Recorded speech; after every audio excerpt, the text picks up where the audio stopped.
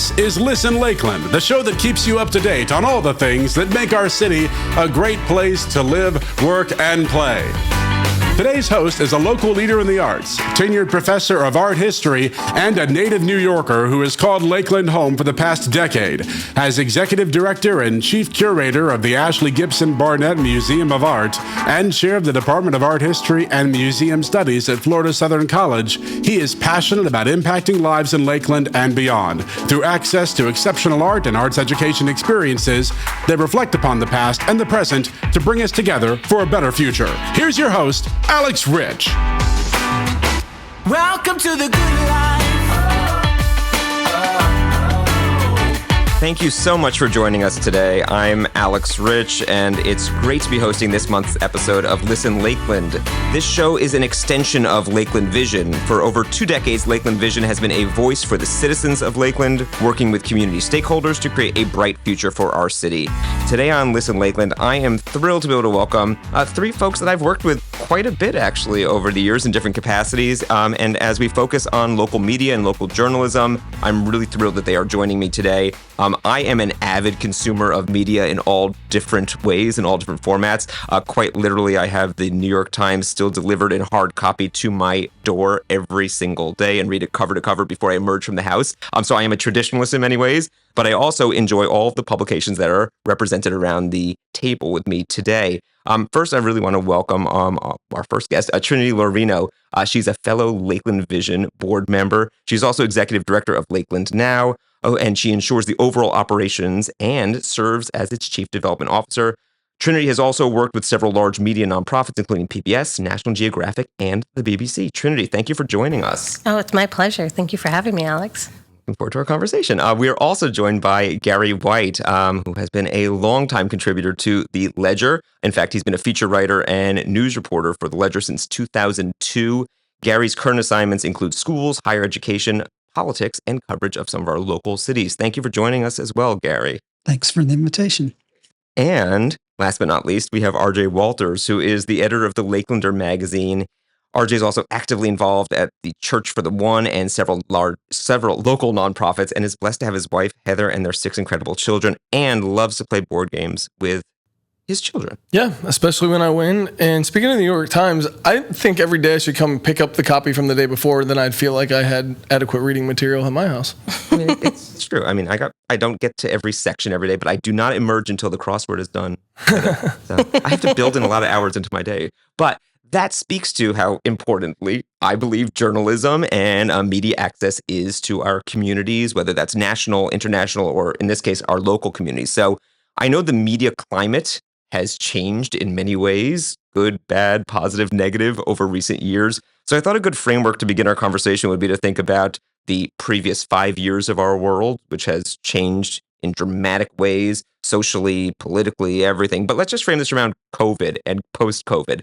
So I'd love to know, in your own personal environments, we're talking about more traditional publications like the Ledger, which does obviously have digital aspects. We're thinking about Lakeland Now, which is purely digital, and we're thinking about the Lakelander magazine, which has digital, but also is a real magazine, right? Long format. So I'd love to throw out to you, how have you seen the media environment, either generally or with your specific publications, change since the COVID era?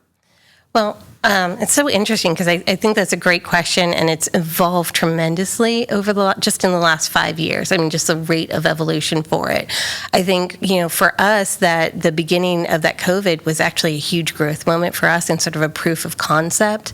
We're a nonprofit, so we are free to read and free to access. And so it was this moment when people were really craving, instant access to like the most local information that they could get. So early on, when the first cases arrived here in Lakeland, we saw our traffic spike through the roof. And then a lot of those readers, they've stayed with us. That was their kind of discovery moment for us. But on the other side of it, too, I've also seen the whole ecosystem fracture in other ways. When I first started with Lakeland Now over 6 years ago now, one of the biggest drivers of the referral traffic to the website was actually Facebook. and now Facebook is probably the third biggest driver. And there are so many other players and so many, just even in the social media space. Like, it used to be a story wasn't truly published until it was also on Facebook. Now it's not truly published until it's on Facebook and Instagram and Blue Sky, and maybe we can also make a TikTok video for it too. So there's a tremendous pressure for digital publishers to be able to not just create the original story, but then to reformat it across all of these different channels, and that's a lot of work. Yeah, and you speak to this fracturing, right? We think about that a lot with our approaches to any sort of cultural media, right? None of us watch all the same TV shows now or the same movies. That has changed dramatically again since the COVID era. But I also think about the fact that you have your articles or whatever long form pieces, short form pieces going out to all different audiences depending on the platform itself. And I know as someone who follows all of your publications, I also look for the same story often on, seeing what the reaction is on Instagram, what the reaction is on Facebook.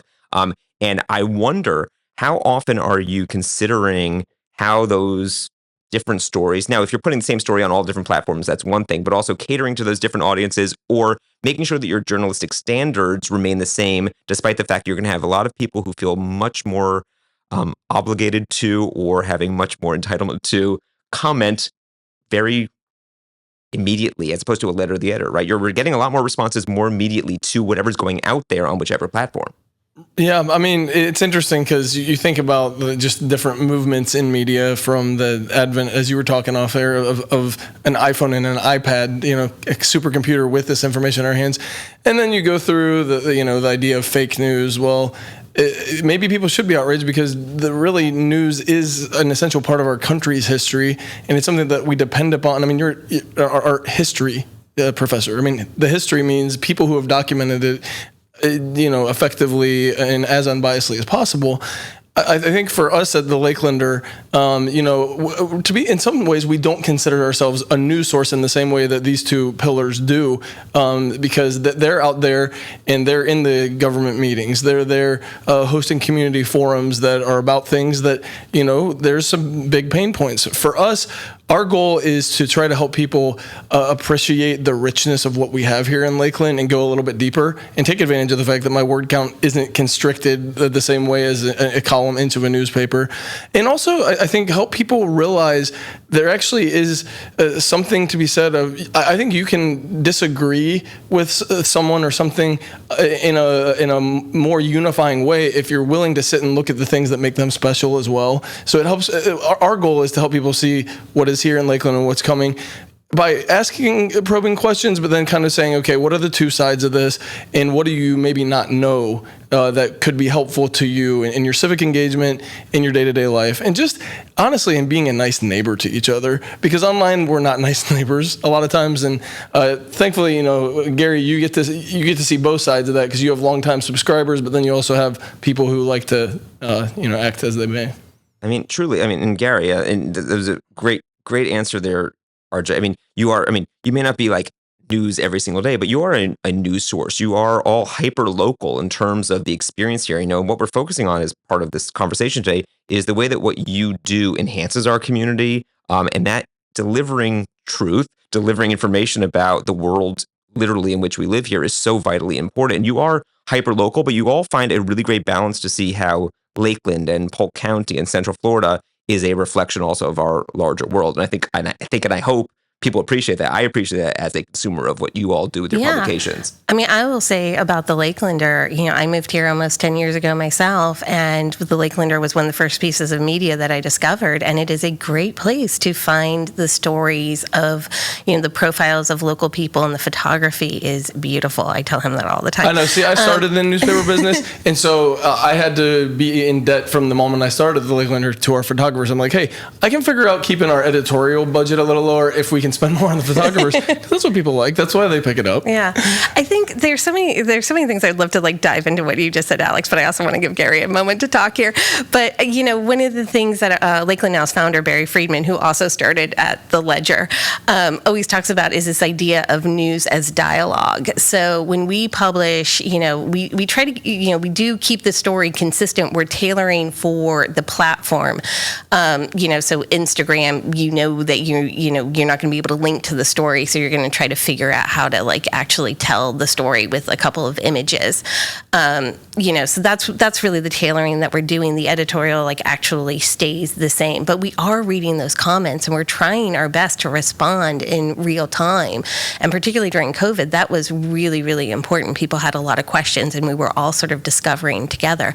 And I think that is one of the beautiful things about what digital news can do is it really does become that dialogue, and it's an instantaneous dialogue with our readership. Yeah, and that great immediacy, which I think leads us to a really good question for Gary then. I mean, again, Lakeland Now began as and exists as a digital platform. Yes. I think in the minds of even a decade-long Lakeland residents and beyond that, the Ledger is traditionally a print publication that has its digital aspects now. So, Gary, how do you think about the role of the Ledger today, maybe versus also the traditional role of the Ledger in people's minds? And how have you been impacted in recent years over this change toward greater digital attention, but also greater need for the sense of immediacy of receiving news?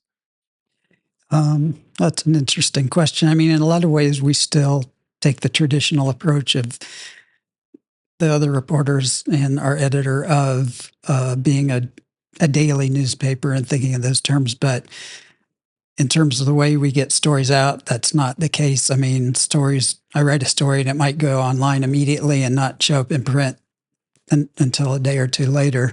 So we're just trying to, we know that people are not content to just sit home and wait until the paper arrives on their doorstep in the morning and read the news. They're looking for news constantly throughout the day. So we're constantly doing updates, posting them online, and then updating if necessary. So it's the environment has definitely changed since I first started in newspapers, but the overall goal is still the same, just to give people the information they want and need as quickly as we can. The other thing I think has changed a lot in the last 5 years is I'm seeing a lot more cooperation among media organizations. I mean, the Lakelander has used our photos, we've used their photos, there's trading back and forth. None of us occupy the exact same space, even with the Ledger, who we, get compared to the most often. The Ledger covers all of Polk County. And I was saying, we want a robust Ledger for Polk County. Lakeland Now, we are hyper specific to Lakeland itself. I mean, Metro Lakeland, but we're there to cover, city government, economic development here in Lakeland. So we're all playing different roles, and all of them, I think, are equally important in that. And so I think we've all found ways in which, maybe this isn't the right story for us, and I'll, go, hey, maybe talk to Gary over the Ledger for it. This is why I was really glad to have three of you around this table. First of all, you were my top pick, so thank you all for doing this, but also you don't cannibalize each other. I think that's a really important point that Trinity just made here. You do have different segments of the needs for our local community, and you fulfill them in different ways. To me, honestly, I often, as I read your guys' story, I'll give an example. The Insight Polk and different types of pieces you've been doing more so that focus on behind the numbers that you're reading, and I mean, most recent with the school districts. I mean, I think it's so important because people have narratives that they're continuing to say in person and on social media about the school districts. And sometimes, I'm not saying that they're incorrect and they're not valid thoughts, but the why behind it and understanding how formulas work for funding. And honestly, I think sometimes even people need to look at, hey, the newest numbers, a lot of times when you're talking about new numbers, that means 2 to 3 year old numbers.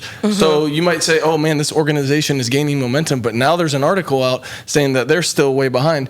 Oh, they're behind relative to the year prior reporting. But that's what Lakeland Now, I know that I can trust their journalistic integrity because they give you their sources. They do their best to get voices from both sides.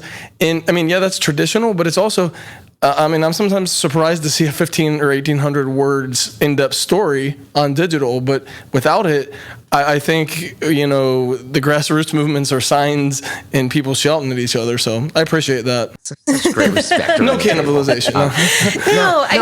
You don't cannibalize. I mean, and you have. I mean, obviously there are some stories that overlap, especially I think more so Ledger and Lakeland. I just take their good stories and then I go develop them into a 10-page piece. So, you know? Right. I mean, I think as there's so much that's evolving so quickly in our community and nationally that I would love to hear from you all. And I think this is probably a little different for the Lakelander than it is for day-to-day news. But what are the stories that are most exciting to you in terms of those who work in these journalistic organizations, and B, stories that seem to be most exciting to readers these days here locally? Oh, Gary, do you want to take that, or I mean, I can jump in if you want. Yeah, no, let me think. Great question. Well, taking the one you asked first, I still really enjoy. I started out as a feature writer before eventually shifting over to being a full-time news reporter, and I still really enjoy doing those human interest stories. Like yesterday, or was it the day before? It's blurring together. The state science fair was happening at the RP Funding Center, so I went over there and saw these incredibly impressive middle schoolers and high schoolers with their projects displayed, and they're standing there waiting for judges to come and inquire about them, so they'll give explanations of how they carried these out. So I still really enjoy doing that kind of a story. And that's what's important about local media as well. I mean, you don't have necessarily the national outlets are focusing on stories like that anymore. And so, you know, we think about kind of the waxing, but yeah, I guess the waning moment. We are wordsmiths here. Be careful. Yeah, I'm hopeful that I think that, in terms of kind of the, I think we have a strong local media market here in Lakeland, but for most places, right, it is the waning market for local media coverage. I think I'm always proud to live here where you all exist doing this. And so I think it's a good example. And, even other outlets like LAL Today or other outlets that are presenting news in different formats, we have a lot of different ways of receiving news here in Lakeland. We have a lot of different ways, but I want to be very, very clear. There's absolutely a crisis that's happening, not just in the U.S., but in a lot of the developed world. The U.S. alone has lost over a quarter of its daily newspapers in the last decade. And what that means for a lot of places in the U.S. is they have no resource for local news anymore. And that means no accountability and no oversight for the most local government. And what we know, because they've basically provided like little petri dishes to study, is within those organizations you see graft and corruption start to scale up when the local news organization disappears. So to me it's a vital, critical piece of our local infrastructure, what we do here. But to go back to that question about the pieces that we love the most, RJ actually mentioned the one that I love the most. This has been the project I've been most excited about, is the beat that we've been calling Insight Polk. And I love that you just described it as Beyond the Numbers. I feel like we should use that as a subhead. I always was reading the sports section when I grew up, so it's probably a header or a subhead. One of those. Just a little credit to RJ. Yeah, a little credit. Might have to steal that one. No, it's a wonderful project where we're really digging into the data behind. It was the groundwork that was laid by the United Way and GiveWell, and they did this community needs assessment. And they came out of it really identifying 6 main barriers to quality of life within Lakeland. And so it's giving us the chance to really dig into those areas and figure out what's really happening on a more kind of micro level, and also wrap some of the human stories around that. So it's not just data, it's data that's then personalized, and you're doing it through this very, very local lens. So there's been a lot of great things that happen out of that.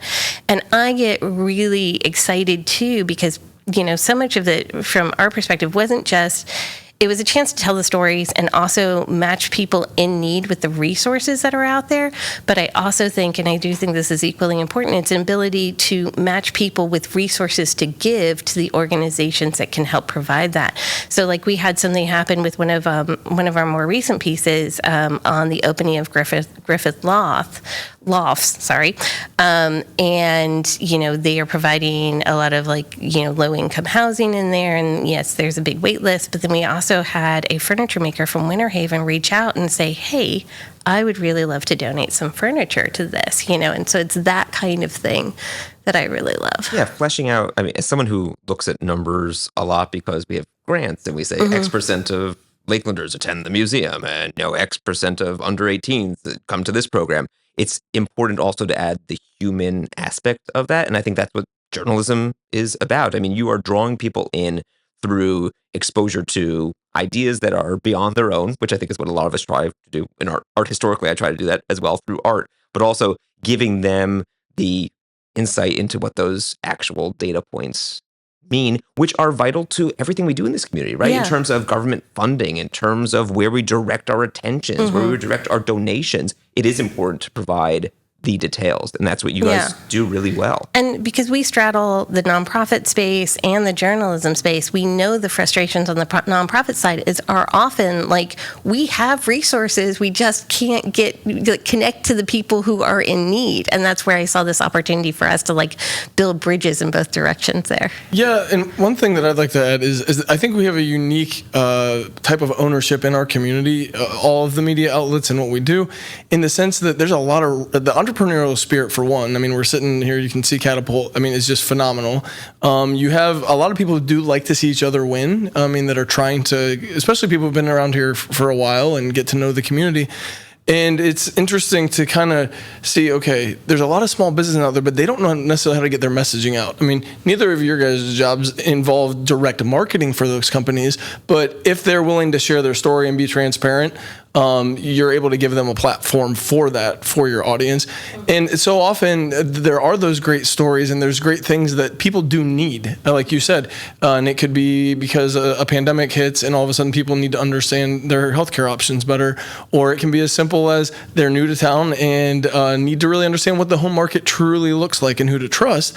And so I find there's this ultimately, by us telling stories that matter about our neighbors, I think it helps other people, inspire them to maybe ask questions a little bit more or to look a little bit deeper, because the things that we cover, sometimes it feels like some of the same things, like, okay, here's another public store opening, or you ask what people like. Are people, they love food? What's funny is we get almost zero ad revenue from restaurants and food distributors. But just today on our Instagram, we were down at Parlor Donuts, and it's a 7-minute video. It's like a mini documentary, and it had 200 chairs in 4 hours. And it'll probably take about 2 hours to get a donut tomorrow when it opens. But you're doing community service. That's what I'm saying. If you want to donate, Parlor Donuts, shout out, and good job, Jordan, on the video. No, but you know what I'm saying. It is a community service, and it's also making sure that we're telling the truth. Yeah, and I will second that. Actually, our readers also love anything to do with food and dining, and our Parlor Donut story did very well that we published yesterday. As did the new Aldi on the south side. That one's still going strong. So, actually, good question on that front. Do you think this is not unique to our community, but do you think that's something special to our community, and does it speak to what our community's needs are? I mean, I get excited. I'm a New Yorker, again, who's living in Lakeland. Obviously, I wish there were more and more restaurants that were, provided a lot more cuisine opportunities. Do you think that is something that speaks to something particular about Lakeland and Polk County, that there's this great desire for more and more opportunities in that food domain, or just that people just love food in general? I think people love food in general. I also think people love news they can use, things that. Yes. So this is something I was actually going to say earlier. One of the things that I think is so interesting that's happened is that people have this very, people outside the media have one perspective on what news is, and very often when people approach us, they think that news is only investigative, and we think of ourselves as explanatory. We're here to explain your community, and make it more accessible. And so the food scene is a big part of that, and the remodeling of the grocery store or the new the new restaurant. It's something that's actually relevant and applicable and actionable in your life. It matters. Yeah, I mean, it literally plays into that idea of news, right? Yeah. People like new things. There's excitement that is built into that. It's endemic into the idea of being new is a new supermarket, a new store. I mean, we all anticipate, whichever new shop is popping up on Main Street. So I think that's part of it. Another question I have for you all is, in this day and age, how do you source your stories or find even the stories that you are interested in exploring? I mean, in one day you would have been in this is probably maybe more true for Gary on a daily basis, but also I think this is true for you, Trinity, and also you, RJ, on the longer form. What is your means of finding the story. Sometimes I've had enough calls from Gary over the past 8 years I've been at the museum where it's, hey, I hear this is happening, and I'm either can tell you at that point or I can't tell you. What is your means of gathering the stories that are literally going to appear either on the front page the next day or go up on socials? Well, that's definitely one advantage of having been here so long, is that I've made a lot of connections. And so sometimes someone will call me or send me an email and say, hey, I heard that this is happening, or hey, can you check to see if this is true? And so that's definitely whenever I see Gary White appearing on my phone, I'm like, okay, what is this about? I still wish you got to write more feature stories, though. You're one of my favorite feature writers, but now you only get to dabble in it a little bit. Well, there's been so many. We could spend a lot of time talking about how the newspaper industry has changed, but is there a lot of scoops that come to you, or are you out there and in my mind, in a more old-fashioned world, right? You'd be in the press pool, like going out to events every single day. But is that happening as much anymore? Well, I mean, with staffs smaller than they used to be. I mean, Trinity was talking about papers closing, but among the ones that remain open, the staffs are a lot smaller than they used to be. So we're not out as much in person at events. You do more stories by phone. But certainly when I am out covering something, I'll do a story on one particular topic, but I'll hear 2 or 3 suggestions or topics that could be stories to explore later.